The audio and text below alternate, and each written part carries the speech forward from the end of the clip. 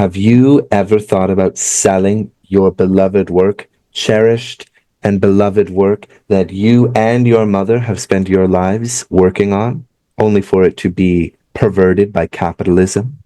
Join me, Dr. Strike the Sun, Lucas, and Mr. Nothing himself, Mr. Around the Weird, uh, in discussing this wonderful 1992 Democratic People's Republic of Korea movie, the story of the blooming flower.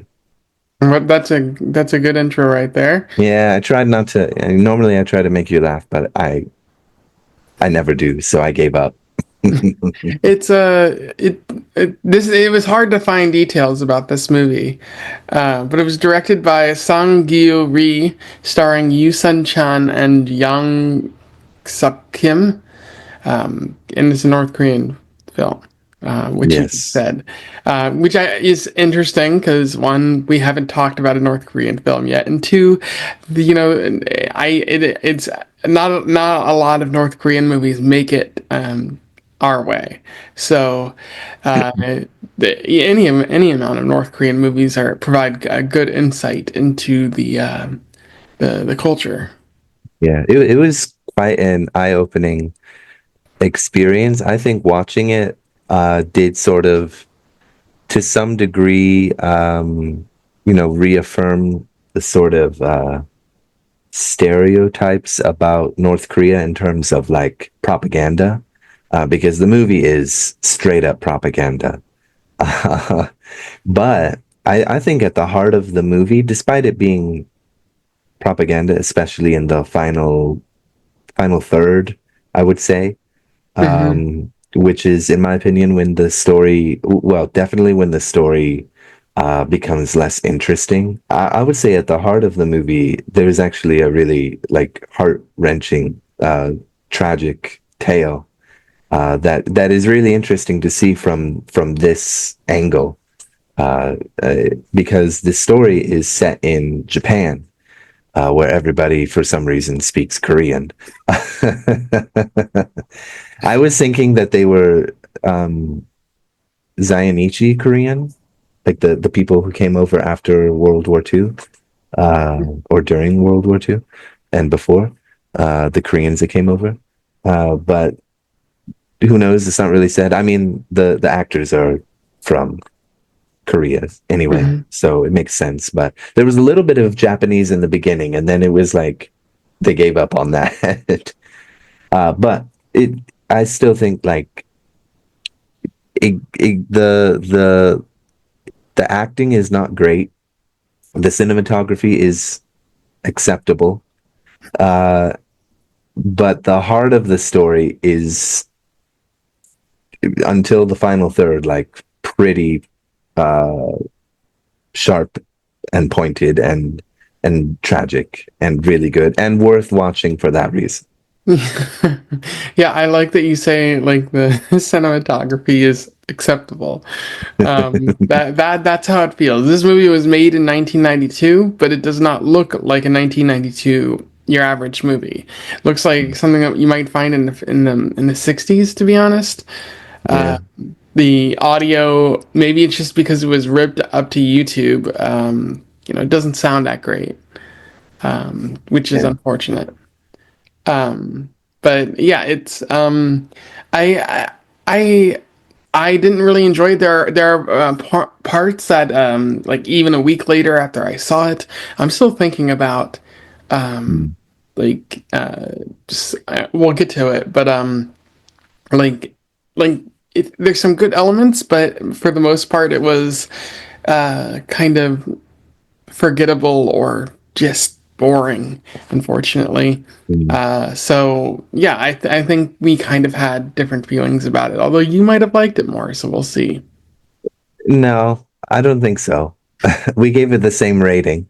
Okay. I don't feel like the first two-thirds was fantastic by any means. I mean, even the story, there are parts of it that are, I would agree, are kind of boring. But I just feel like, I don't know, the angle that it takes and even how it's portrayed, like it's a very nice sort of criticism of capitalism, but then yeah, because of it being propaganda, it's just sort of like, I get it. Okay. But then, the acting is not great. And there's this weird frame story thing that goes on where they start off on the mountain and then you forget about it because it's like 20 minutes later when you come back to the mountain Hmm. or the hillside. Let's start the movie. Yeah. So the movie starts with a mother talking about flowers with her son, who we later find out is Shimozawa, Yes. and I think she just instills a great love of flowers within her son. Because she works as a botanist Hmm. and she is developing new types of flowers, which he later takes up the mantle and becomes a botanist himself, and also shares that love and appreciation with his daughter Hanai. And then I think and the adult Shimozawa is going to climb up the Andes. Well, hang on. She shares this appreciation. It's pouring rain, drenching the poor boy, and she says like the sweetest, most motherly, like, "Oh well, we need to take care of the little flowers, and one day, they sit under the awning or whatever of their house, and they're like, and she's saying, in this world, this wicked world we live in, there are very few people who live like flowers. There are very few who are beautiful and lovely and whatever. Um, and flowers are a gift from the sun and things like this. And then suddenly the sun pops up and this really beautiful song starts playing, which plays like three times in the movie. About like if the sun was a flower, what would its name be? Where would it grow? Things like this. Spoiler alert, North Korea. Yeah, yeah. So Okay, and then they're on the side of the mountain. yeah, yeah. So it does that intro, and I think you hear like someone shouting "mother" or something like that throughout the Yeah, movie, yeah, yeah. kind of highlighting the theme of like this connection with your family, with your parents. Yeah, but like he meets a dude in a bar and is like, "Can I hire you to climb up this mountain?" And his bar patron just says, yes, but I feel a deep sadness for my friend who fell Mm. off like a cliff, and it he's not happy about it. Yeah, But well, he died searching for something up there in pursuit of wealth, and it killed him, mhm. which is a very specific point being made. Uh, but anyway, continue. He ends up finding the flower, and he's like, "I want to make the most beautiful flower. I want to, create something that symbolizes the beauty in the world." But he's having a challenging time doing that. And at the same time, I think his mother dies. He wasn't able to create that flower for his mother, but he hopes to create it soon. And I think one of the other people comes up to him and says, well, money is everything. Yeah, Yoshida or something, I think was his Mhm. name. The guy at the bank or something, or someone with connections. Because later we see the banker, the president of the bank, but it's not Yoshida. But yeah, there's a guy who's like, money is everything. Sell the patent to this flower that you and your mother have been cultivating for decades at this point. Shinazawa does not want to do that, but eventually, I think it was Yoshida, I think that's his name, says like, I saw the pile of bills you've got. Think for yourself. Money is the most important thing, and things like this. And there's like discussion of naming the patented flower, and this kind of thing, and like what an honor it would be if it's everywhere, and how beautiful it is, and blah blah blah. Uh, Shinazawa ends up selling the patent and getting fat stacks for it that holds him off over the years. Um, not enough to be rich, but it's a good payday uh, as he's cultivating his, you know, next flowers. Uh, However, there is a problem. Something horribly perverse with this flower happens. This flower that was dedicated and infused with the soul of his mother. I didn't write down what happened exactly, but I do know they go to an opera singer and they give them the Mhm. flowers, and the flowers or the opera singer is like, "What the hell is this? This is an embarrassment to me." Did we watch the same movie? We did. Because he goes to the opera singer, who's a man, and the man is like, "Oh, I'm so glad to see you." And he says, "Oh, my wife or whatever, my girlfriend also has a show. Let's go see her." And they go off on their jolly way, laughing like that. Um, and then all the women are being catty and insulting the woman who is in a pink dress, and they're talking about how she's in incredible debt, but she's still buying dresses because she's got to keep up with the fashion. Uh, and then there's a knock on the door. It is the opera singer who gives this flower, the flower that the botanist Shinazawa has been cultivating for his whole life with his mother. And she gets pissed because I forget the name of the flower, but this flower is a whore's flower, basically. So she takes it to mean that you're a whore, you're my whore. And yeah, the other girls tell him about that. And Shinazawa is devastated that his life's work, and more importantly, his mother's life's work, has been perverted into, being uh, of this dark nature in society. Yeah, yeah. Thoughts so far? This movie is losing me. I'm not really sure where it was going. Like, I know it's all about cultivating this flower, but at the same time, it just feels like there isn't a direction for it. Are you kidding me? Seriously? It was pretty obvious that it was like, because what? No direction? Really? Like, it has a lot of ideas, but it doesn't feel like any of it's connected. Especially as we get into the part with Amy, I believe her name is. Like, it just feels like it's Oh, trying to. yeah. The storyline with Amy was weird and only slightly added to the story, and then it derailed later completely. But I think this definitely set up the problem with Hanae later. Like this definitely builds up to the dilemma that Hanae, his daughter, has.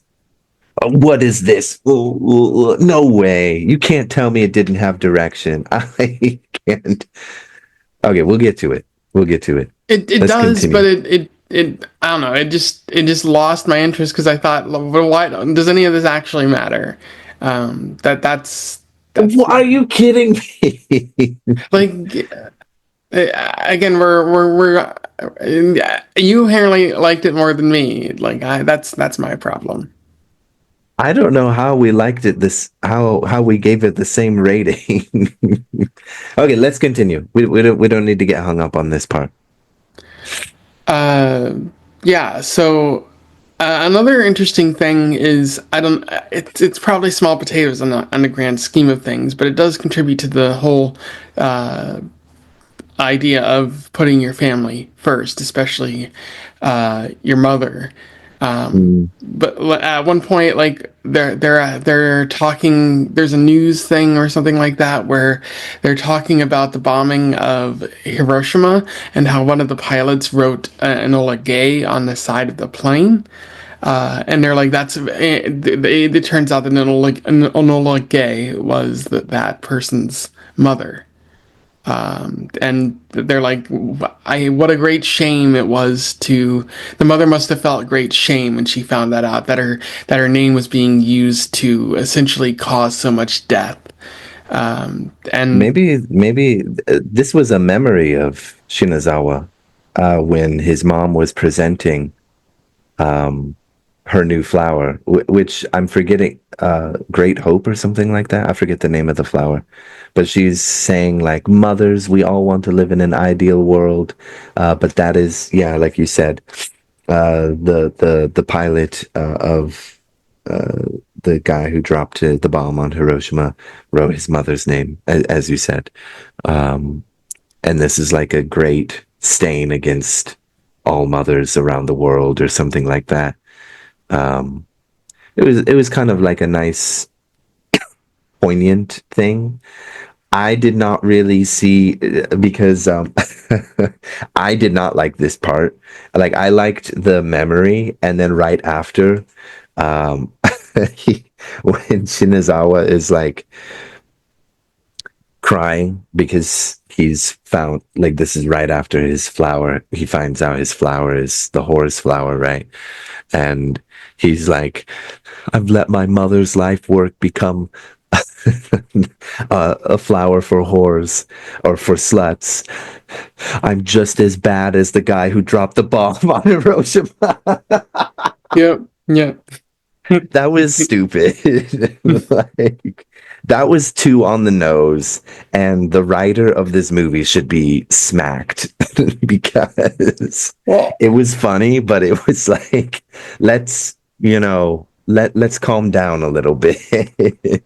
Well, I mean, everything in this movie is kind of on the nose, especially as we said, the final third, this part, but also that one character just straight up says money is everything, and it's like, okay, Yes. well, they're not being subtle, like, and sometimes you Oh don't need to be no. subtle, but Yeah.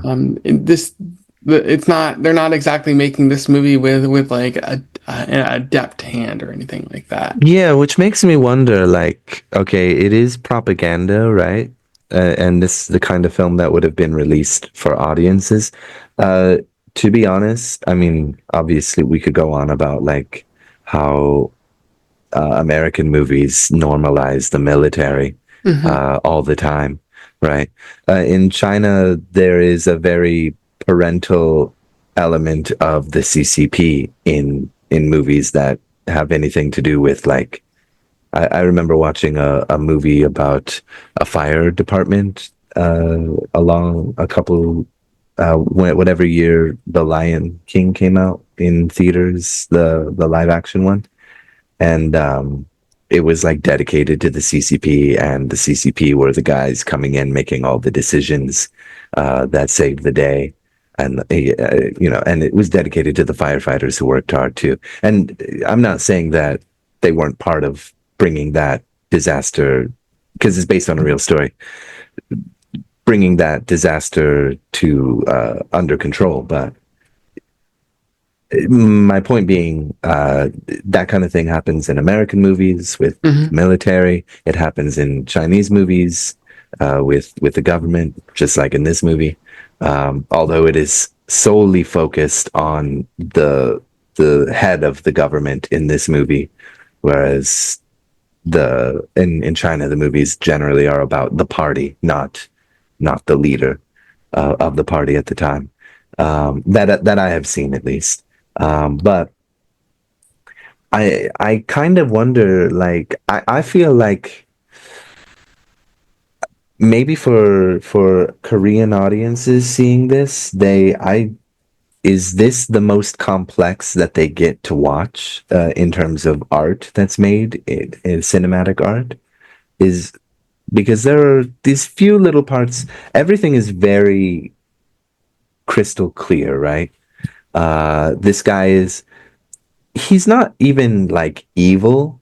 It's just clear that his desire for money, or his passion for like money is everything, uh is perverse, because he never does really anything evil. He never like crushes opponents, but he uses the commodity of the flower for his own perverse desires. And once it's out in the open in the commercial market or whatever, it gets destroyed on a social scale level. But I watching this did make me think, like,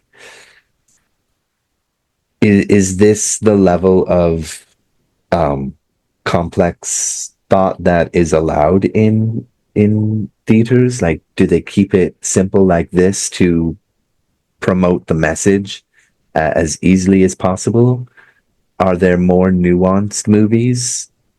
Certainly, people in Korea would in North Korea would be able to make that. They're just as smart and interested in drama as, like, South Koreans, for example. But you know what I mean? A lot of what Americans know about North Korea is filtered through our news propaganda, Yeah. which is consistently telling us that North Korea is a maniacal dictatorship. And there might be more to it than that. And like this is one of the movies that came out of North Korea, which might just be propaganda from America. Like it's a real movie, but it's the only one they're willing to show us because maybe there are other ones that never make it out because of the tightly Mm. controlled um, import export cycle or Yeah, something. yeah, yeah. So I don't know. That's a good question to ask, though. Yeah. I have no idea. I mean, I would fully believe that, yeah, the people there are capable of making, like, complex, nuanced things, but maybe because of control over what's able to be shown, and especially with something like cinema, which, yeah, has an easier time, is easier to digest. Maybe I think some parts are pretty good, as you said, or have like a nice little nuanced point, but it's pretty, like, right here most of the movie. 99%, 95% of the movie, right on the nose. Hmm. Enola Gay. I couldn't believe that. That was so. Anyway, let's move on. Yeah, we see another flashback to the Andes expedition, and he's developing the hybrid, and then the story kind of shifts to Henai and Iwai. Um, Henai is his daughter, and then like he remembers, like he talks about Imi at a dinner. Um, uh, Amy. Yeah, I yeah, think EIMI.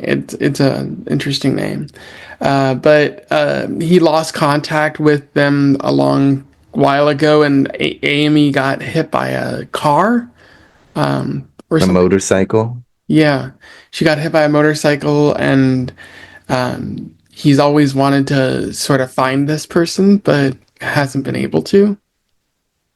Yeah, well, uh, when they got back from the Andes, the the the buds or whatever, the roots, almost all of them had rotted, which depressed him, and then he had a heart attack, and he went into the hospital. And his communist friend, the one, I can't remember, I think it was him, was like, "You've got to believe there's always hope." And I think around this time we also hear the sun is a flower song again at some point. Anyway, he comes back to his garden. He's built a new greenhouse with the money that he got. That helps him develop the new flower that he's working on, because his goal, the reason he went to the Andes in the first place, uh, and had to convince that guy from the bar, was because he wanted to make a new flower to actually honor his mother, because he felt like, I'm just as bad as Legay's son. I am an unfilial, impious bastard. I need to mitigate the damage I've done and bring honor to her name. And that's why he goes to the mountain. Do. What goes next? When he goes back home, he finds that three of the buds or the roots have survived. And he talks about how it, Hanai, his daughter, when she finally becomes a woman, which I guess would be about 20 years old in Japan, is when the flower will probably be ready. And then it cuts to like sort of not really a montage, but them working together on it, him taking notes, him like painting different flowers Yeah. because I guess you can decide what color it's gonna be.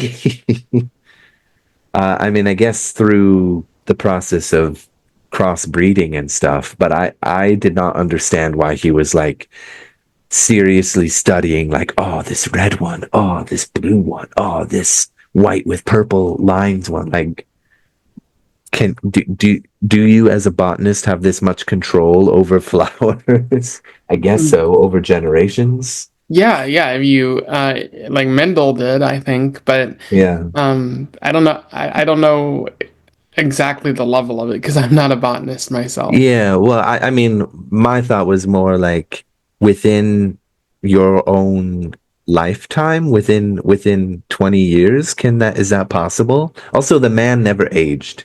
There are these weird parts where he's like much younger and he's the same age, and then it's like the normal part of the story, and he's the same age, and then it's when Hanai is an adult and he's still the same age. He doesn't have gray in his hair at all. Anyway, not important, but it was bothering me and I had to say it. Well, yeah, Makeup department.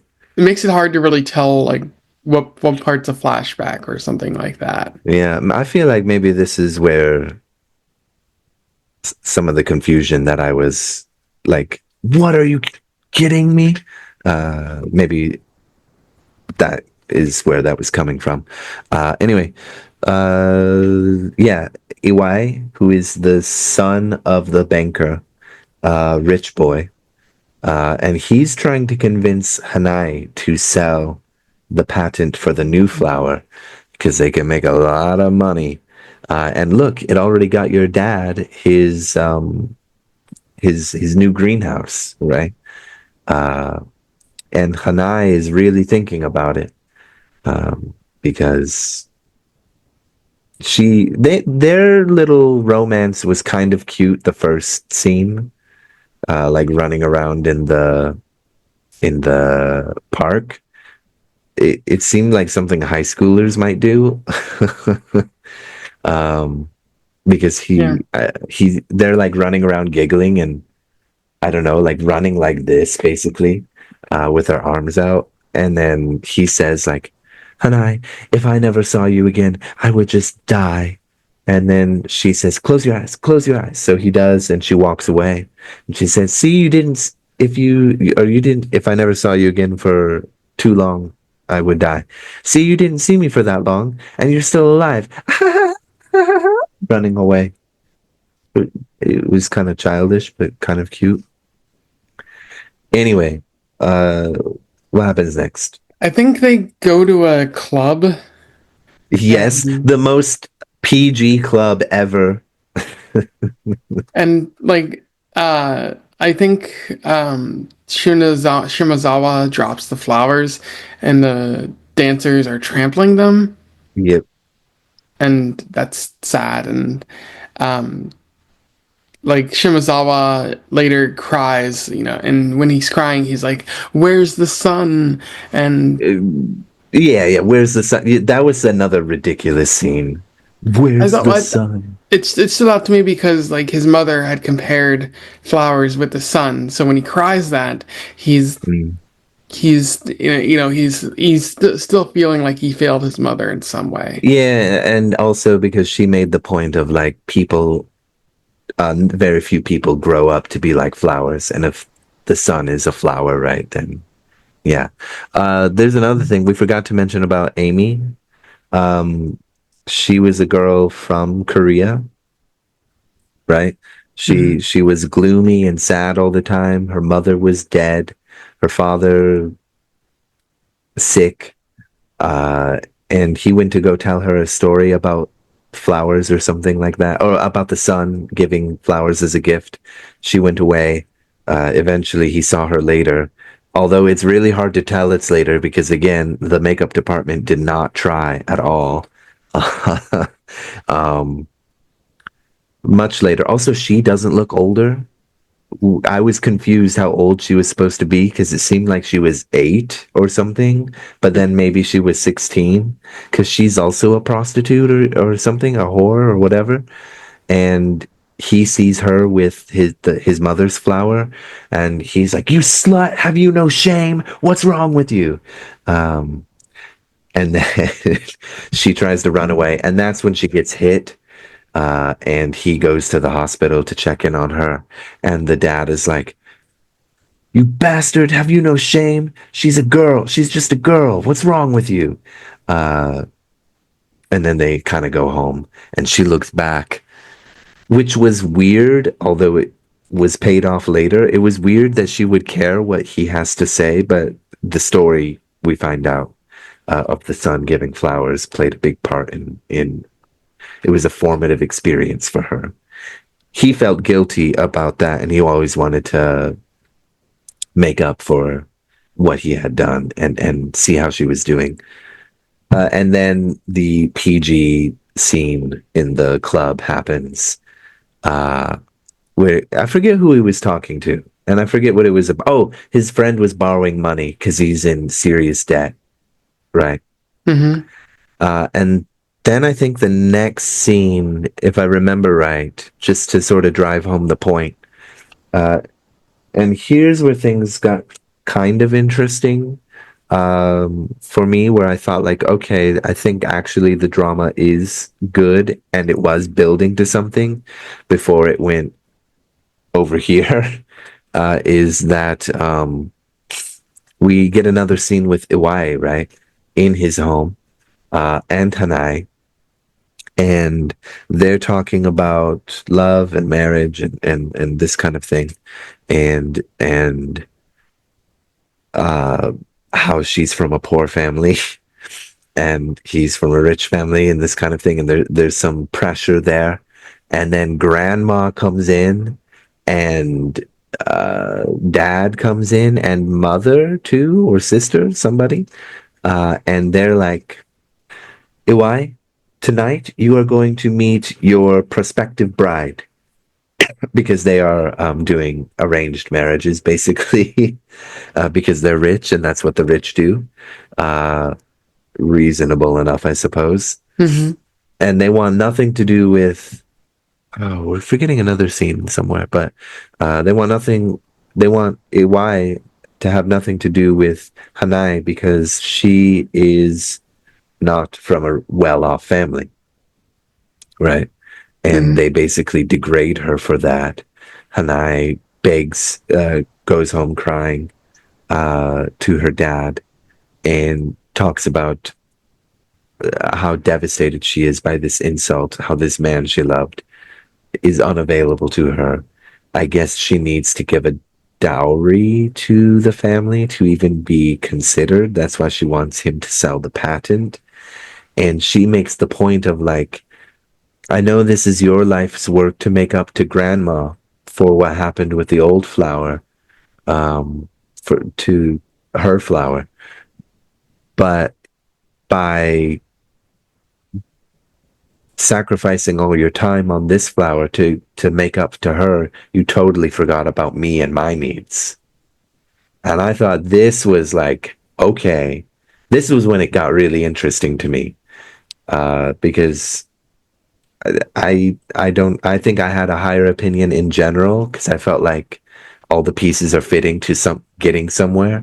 And by the way, we forgot to say his friend Takeda is a believer in Junsei ideology, Yeah, I was and gonna get to that. yeah, we can get to that. That's he's at Shimazawa is at Takeda's house telling about Amy.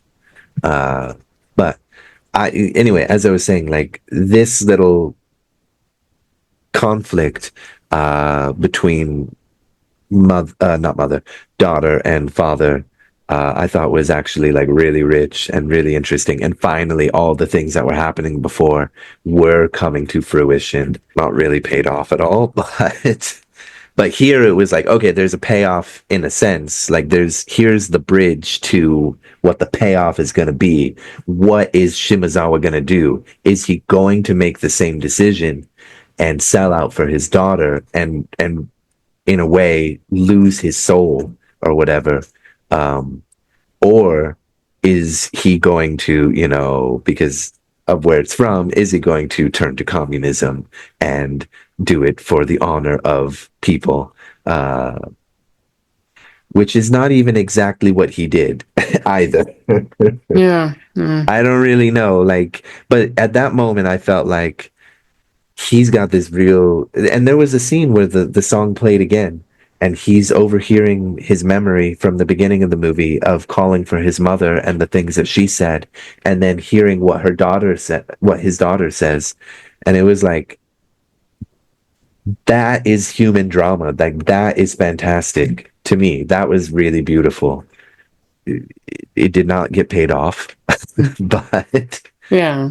I loved that. That was the part that I was like, okay, this is good. I just feel like there's a lot there.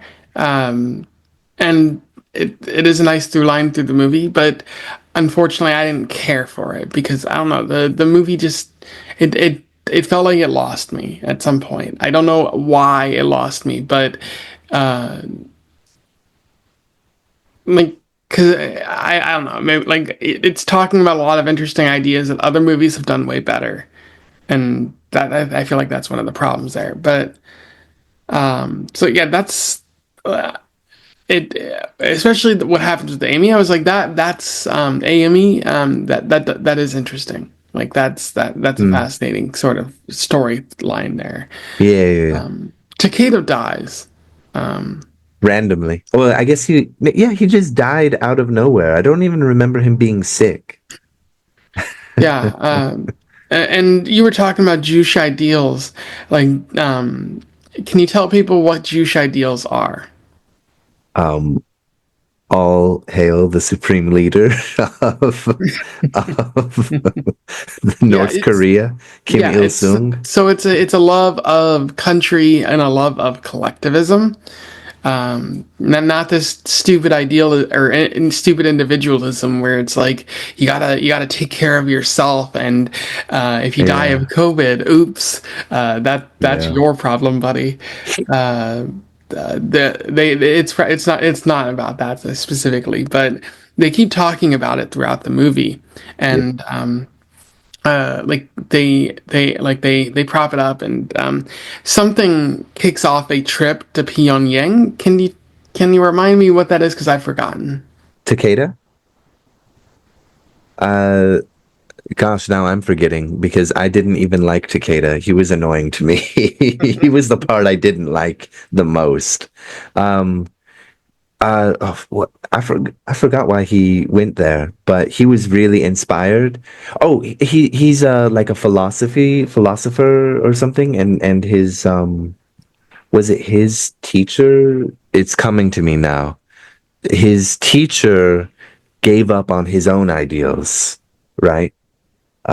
And for whatever ridiculous reason, this made him decide to go to Pyongyang. Hmm. And I'm forgetting, but I at this remember his point, teacher gave up. at this point, the movie, like I was wondering, like leading up to this point, I was like, this is kind of reserved. When is it going to tell me that I need to respect glorious leader? And I was like, well, maybe it's maybe I'm assuming too much about this culture. And then it I gets felt to the same way. and then it gets to Pyongyang, and it's like Yep. it's all of that. But it's beautifully that in a way that's just insane enough for me to like this movie. Yeah.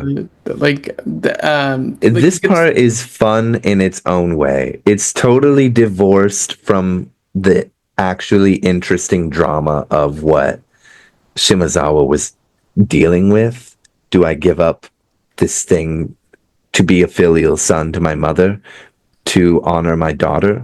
Or, let's forget all that. My friend died and he went to Pyongyang and became based, and he wrote books about how to be based.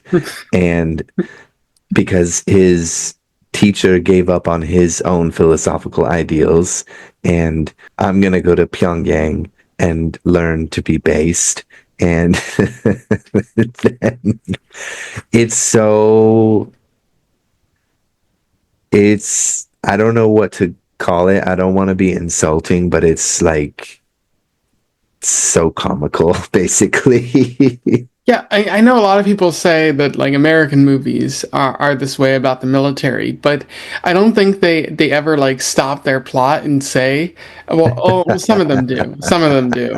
A particular movie, Behind Enemy Lines, does that. Yeah. But for the most part, this movie is very overt in a comical way about its love of Pyongyang and glorious leader. Yeah, I just think like, would people in Korea actually like this? Like, they grow up with the ideology, right? Um, but surely they are, I mean, they're intelligent people there. They're capable of, critical thought. Would they feel, okay, I'm being like, I don't want to say it's talking down to. I don't think it is that necessarily, but it's just so, it's not even on the nose, it's in the nose. Like, it's just so so ridiculous, from an outside point of view. Like, not so much the like glory to the leader necessarily. That's okay, but the way it's just like, derail the story. That doesn't matter. The glory of our leader is what's important now. I think it Like, would all depend on how they feel about the leader of their country. yeah, I suppose so. But I'm just thinking, like, I really loved the tension, of what to do, and then it just goes to this, and everything is simple and mollified, and you don't have to think. Whereas Shimazawa was in a position where he really had to think, what do I do?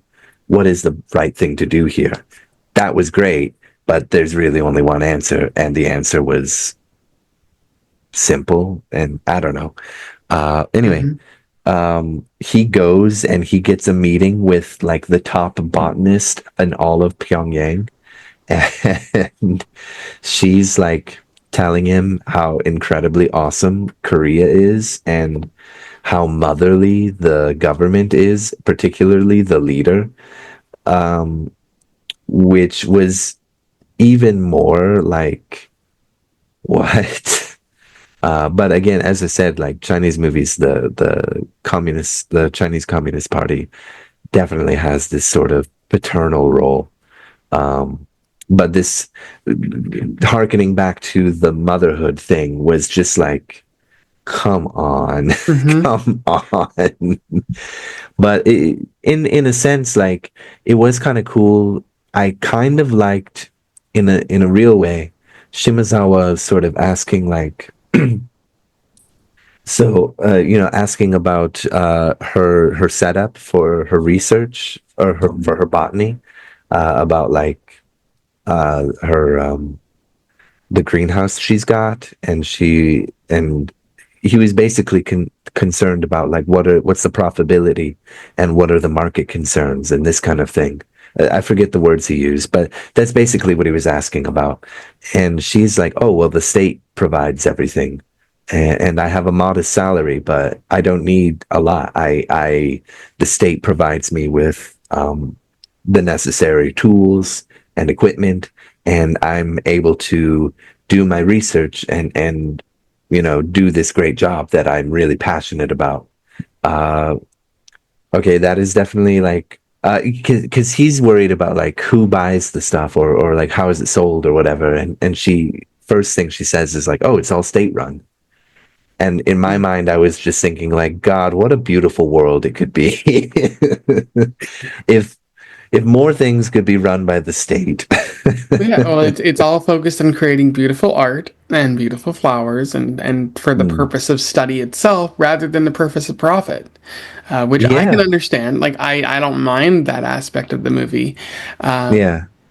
yeah, it's I wish more things were like that. Yeah, it sounds really nice. Like, that kind of thing exists, even in, to some capacity, in small parts, like in some capitalist countries, that kind of thing exists. Like in Mexico and France, I believe, and other countries, the film industry, Canada too, I think, uh, can be subsidized not just through like tax breaks, but uh, like directors can get funding from the state to make art. That is awesome.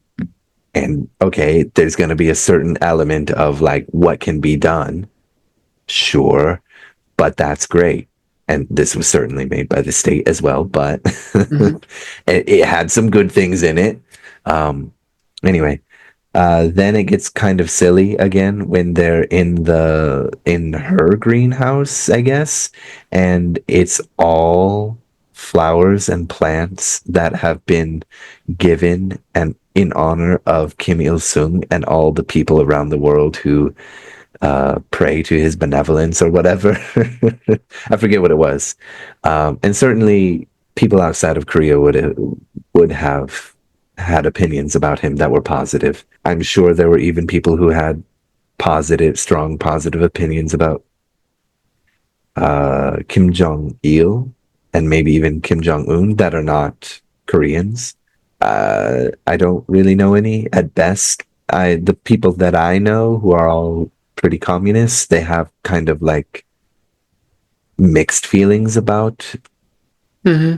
them, but generally, they're generally in favor of Korea as it is, but they just have mixed feelings about the actual leadership. But yeah, like when she's talking about, oh, everything's run by the state. I have a modest salary, but I don't need much more than that. I'm fulfilled in my job. I'm fulfilled in my life. I get to work on things that make people happy. Take me to where you live. Hmm. Although I am happy with my job, but it sounds like a paradise certainly. And then it's this thing. Everything in this room is dedicated to Kim Il Sung. All right, we lost me again. Hmm. But yeah, Shimizawa becomes reunited with Emmy here. In one of the Yeah, more over dramatic parts of the movie that is extremely funny to me, but also very heartfelt at the same time. Um, he, yeah. he says to his friends like, "I'm the person from his past, and I hope he remembers me. But if he doesn't, that's fine." And then That like, was nice. yeah, and then she talks to him, and he's like, you remind me of someone that I knew long ago, but it can't be. And then they talk more, and he's like, oh, that is you, and they're reunited, and it's beautiful. Yeah, it's a sweet little moment. It's a little too melodramatic and corny for my tastes. But this whole part, this last third is like a huge up and down. Like, oh, I kind of like this part. I don't like this part. Kind of like this part. Okay, I don't like this part. And this scene was like, I like the beauty of this reunion, but I don't like how cheesy it is. So I was vacillating between like feelings, but in general, I did like it. Uh, Ultimately, Shimizawa becomes based and utterly and completely, and he decides, I know what my flower will be. So he paints a red flower when he gets back to his greenhouse, and grows this beautiful red flower, which he calls Kim Sung Ilya. In my notes, I wrote the flower Yes. in capital letters. But he calls it Kim Sung Ilya. And that part is so funny too. When he's like, I know what it will be. It will be red like the blazing sun. And the stem will be thick and green like the support of the people. And the leaves, they're going to be the hearts of the people. And it will be dedicated to Kim Il Sung and his benevolence or whatever it was that he said. Hmm. And he like presents it in the Czech Republic No, in it's Bratis. Czechoslovakia because Oh, Czechoslovakia. Yeah, what the fuck? a country that no longer exists. But that was like a year before it collapsed. Yep. So this is a 92 movie. So yeah, it's funny that there were, well, I get what he's talking about though. It's just In Czechoslovakia. Bratislava, yeah. Um, yep. It was that was a thing that happened. Was there a part where people were cheering for him, or am I Mandela Probably. affecting that? I feel Probably. like that happened. But it was weird to me that there were people in his greenhouse looking at his notes, which was just a painting of a red flower. Mm.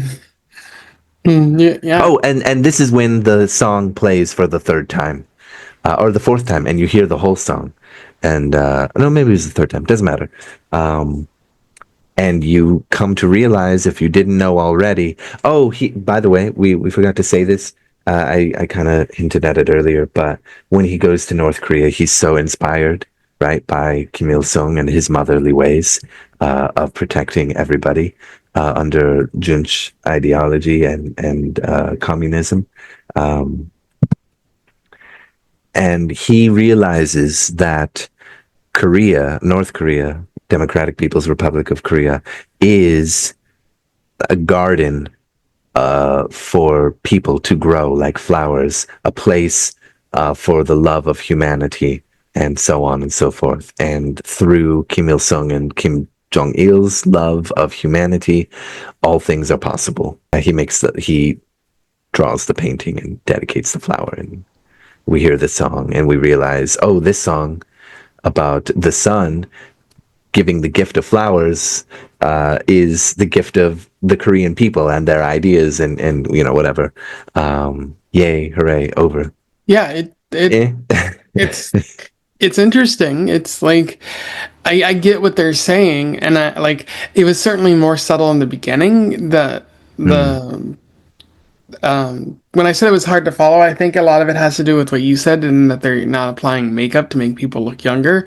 So I'm just like, Yes, what I was sequence is this going confused. in? Yeah, I was confused too. Like as I said, like after the childhood thing, he's on the side of a mountain and or he's in the bar and then he's on the side of a mountain trying to convince that guy, bro, go to the Andes with me. Go to the other side of the planet with me in Chile and climb dangerous mountains, which you've already done and your friend died. Trust me, bro, just do it. It'll be worth it. Trust me, bro. And then when he's like convincing him to do this, he starts with the origin of all this, right? And then it's like 20 to 30 minutes later, you come back and they're back out of the out of the flashback and they're still on the side of the mountain and they have the same color hair and it's like what the fuck. And then shortly after that, Hanai is 20 years old and he has the same hair. It's like who and where and when. And there's another part, I'm pretty sure, where there's like a story within the story. So there's a flashback in the flashback. Anyway, They don't understand transitions in North Korea. no, the editor was not a very good transition. There were very quick, choppy edits like that, in my opinion. But I suppose we should get to the most important question, and that is which character did you relate to the most? There's not a I whole lot. I don't know. This I would say Shimizawa because I'm trying to create my best, like trying to create something to give to the world in that way. Yeah. But for the most part, the characters in this, well, there is also like Shimizawa's friend, the banker, Yeah. because money is important to me, but that's just because I live in a capitalist society. Mm. But I find it really hard to sort of relate to anything in this movie because of how just weird it is. But what about you?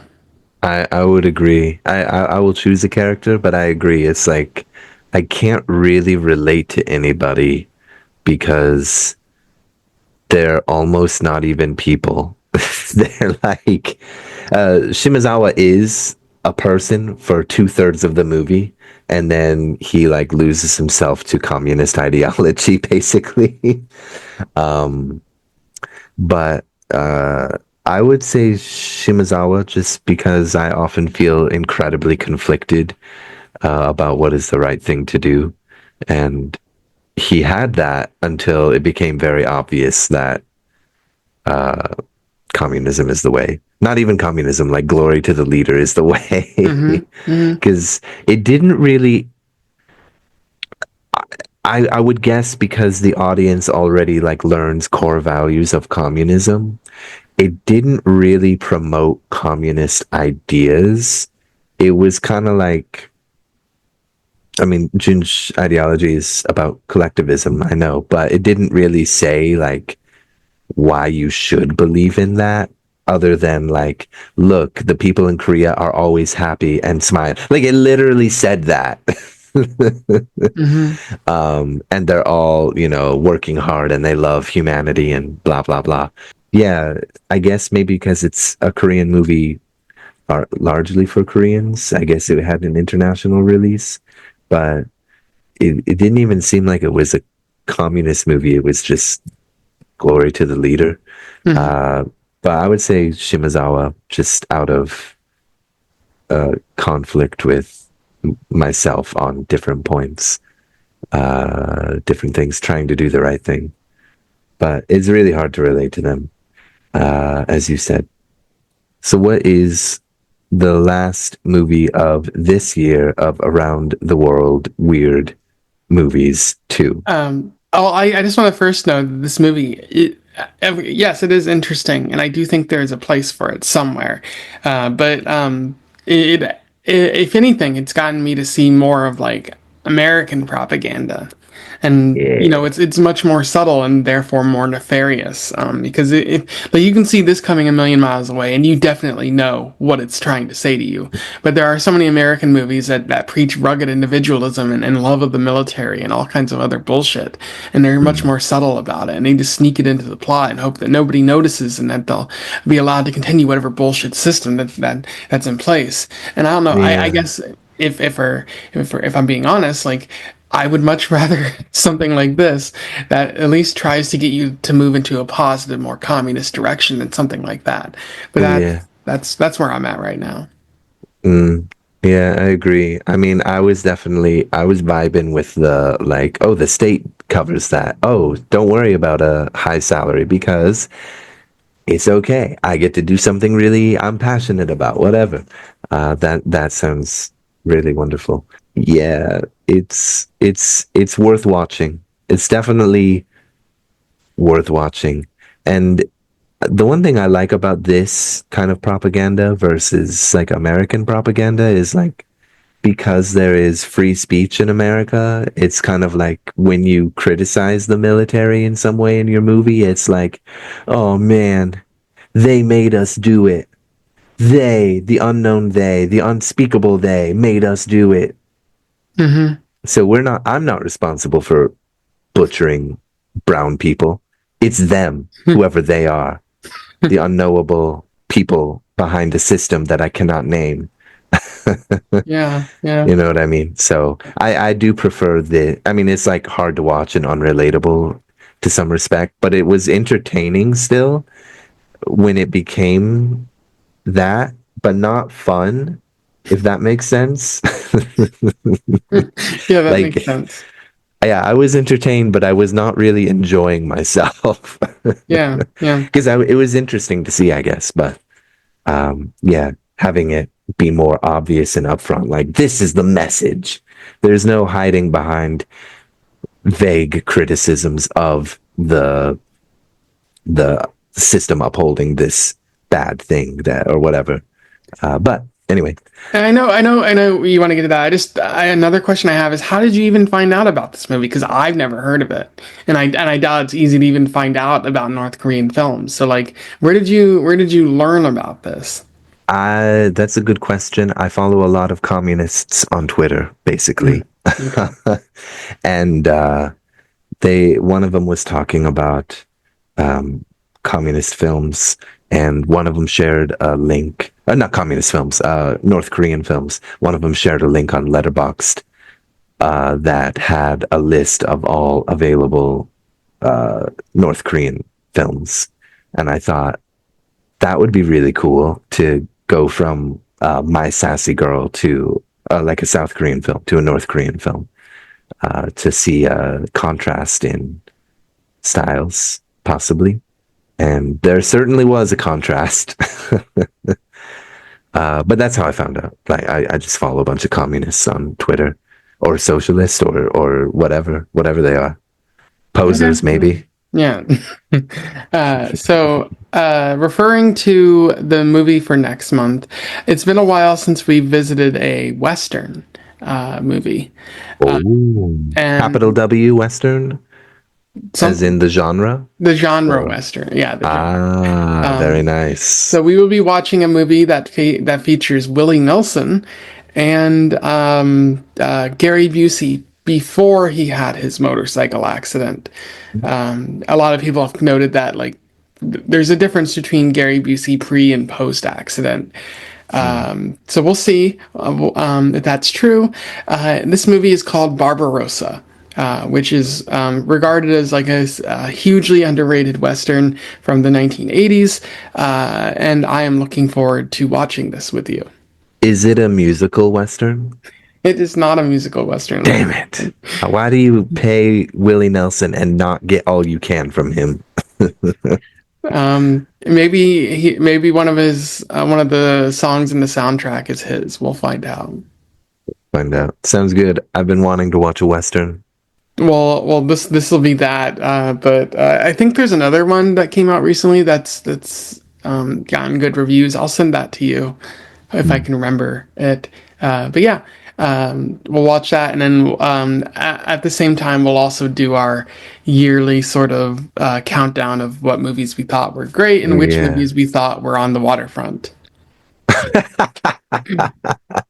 Good one. Well done. Anyways, yeah. If anyone out there has anything to say about this, if you saw this movie before, which I doubt, and you want to tell us what you think, let us know in the comments below.